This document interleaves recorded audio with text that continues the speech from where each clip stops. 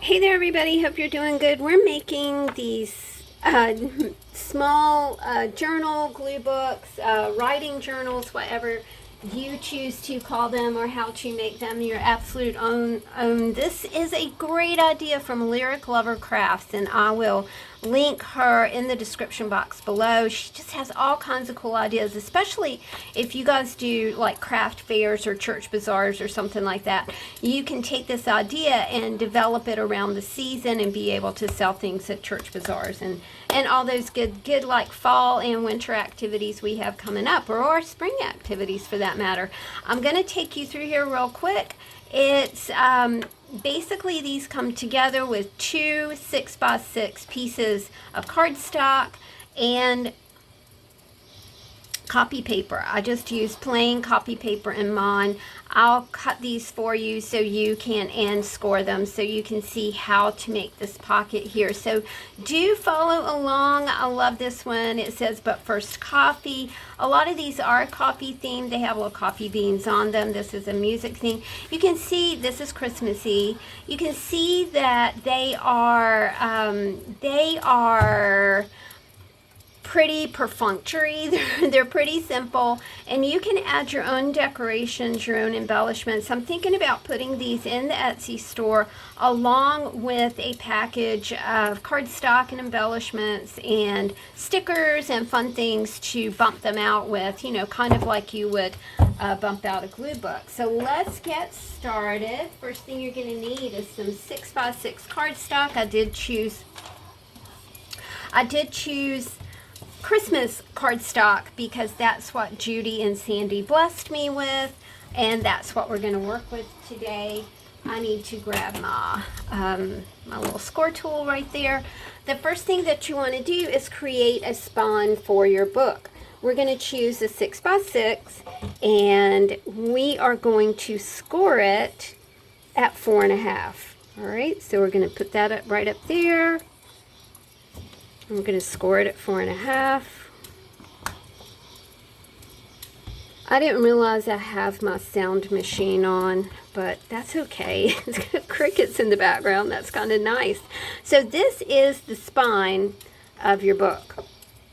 Next thing you want to do is create the cover.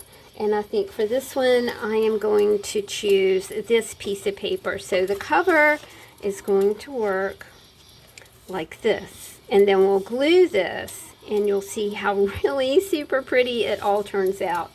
This needs to be cut at, and I'm looking at this, and I think I'm going to turn it this way to cut it at 4.5. So keep this, okay, because this is going to be your tuck spot.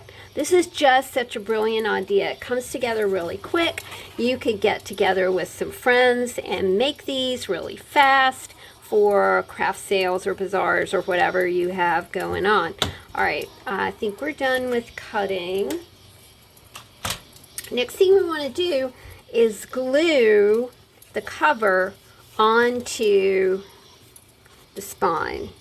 I'm going to scoot this out just a little bit so we can see the 24.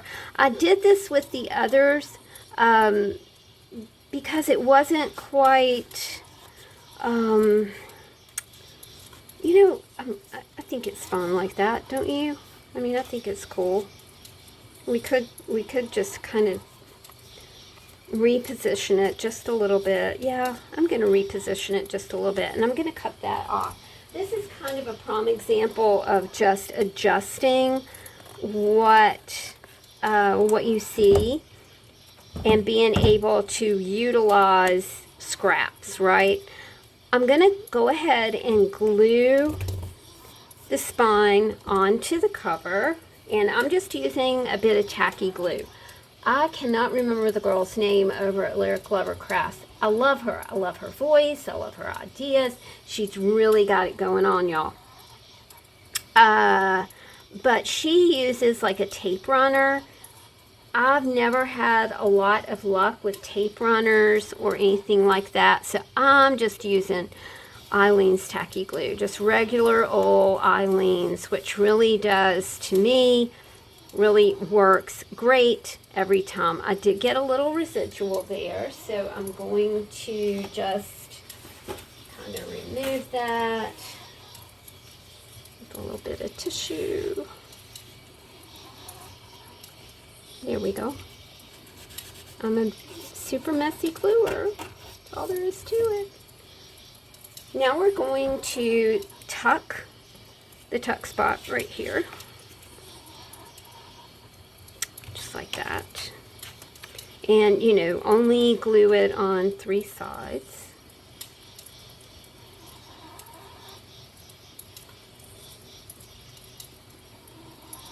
I'm hoping everybody's okay from Hurricane Helene. We had a lot of devastation in North Carolina, where I'm from, in my hometown, as well as the North Carolina mountains. I mean, it just absolutely obliterated Chimney Rock, and Chimney Rock is a place that I have gone to for as long as I remember. When I was a child, we used to go to Chimney Rock and watch the Indians dance, which was always such a huge treat. And Helene just completely washed the town away. Super sad. I'm really upset about it. My auntie had a shop in Chimney Rock, and I'm pretty sure that that is gone. All right, so we've got our cover, we've got our spine looking real good. We've got our tuck spot right here. The next thing that you want to do is just use some regular copy paper. I did not have any craft colored copy paper, so I'm just using regular copy paper. This copy paper is 8.5 by 6, almost 6. I did cut about 1/8 of an inch off because it did not snug up in our covers the way that it should. I'm sure I've made a mistake along the way. So three sheets, 1, 2, 3. Really do watch Lyric Lover's video. It's so wonderful. She explains everything so well. And in my rattled state. But I discovered when I do things like this, it's very calming and very centering. And, you know, sometimes when the world is just kind of topsy-turvy, that's really, really what you need. So many of my friends in my hometown are without power, or they've got trees down. I talked to one of my friends this morning. She said luckily when trees came down at her house, it was on her driveway. I talked to another person, that tree fell on the driveway. But no one has power, and the cell phone service is a bit spotty as well. But nothing like the devastation in North Carolina and the Florida too as well. All right, so we've got 6 pieces of paper that we folded in half. And remember, this paper started out as 8.5 by 6. You know, you just take an 8.5 by 11 regular sheet of copy paper, leave the 8.5, and then trim it to 6. We're going to snug these together.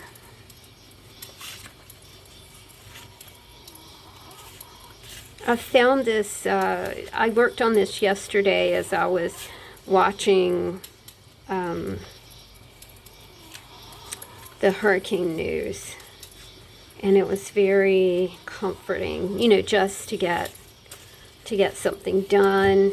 Something about distraction, isn't it? Distraction when things are, I gotta make sure that that's not sticky. Next thing we want to do is we want to snug our signature into our cover, just like that. I am going to pamphlet stitch these. Lyric Lover uses a long arm stapler, and I thought, man, that might be a fun thing to have. And then I looked at the price of it, and I thought, man, I'm gonna have to source that from like a yard sale or a thrift store or something. I'm also looking for, I keep a list of stuff to look for on, at thrift stores. And I'll probably get to a thrift store once a year now, as I don't have a car. So there's no way to get to places like that. But anyway, I'm also looking for a fondue pot, because I have read. Okay, so we're pamphlet stitching. Okay,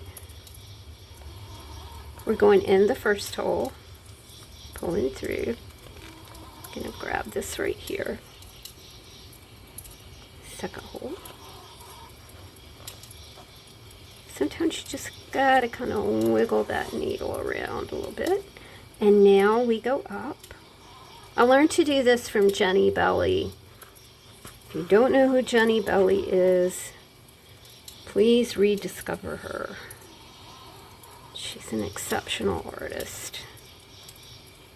Right, and then we go through the middle again. You'll have a tail and a tail.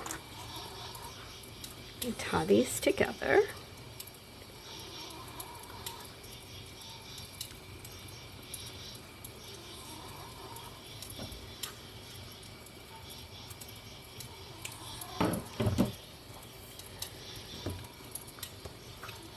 And you have absolutely the sweetest little journal. I'm crazy about these. And yeah, I'm spending a lot of time doing them. You can make them all kinds of different themes. This little pocket in the back is just brilliant. Like I said, I will leave the Lyric Lovers tutorial in the description box below so you can check her out. And don't just like stop at one video. She has incredible content all about craft fairs. She does a whole series about things that you can make for craft fairs, and her ideas are original and brilliant, and I just think she's so super cool, you guys. All right, thanks for hanging out, and I will talk to you soon. See you later, y'all. Bye.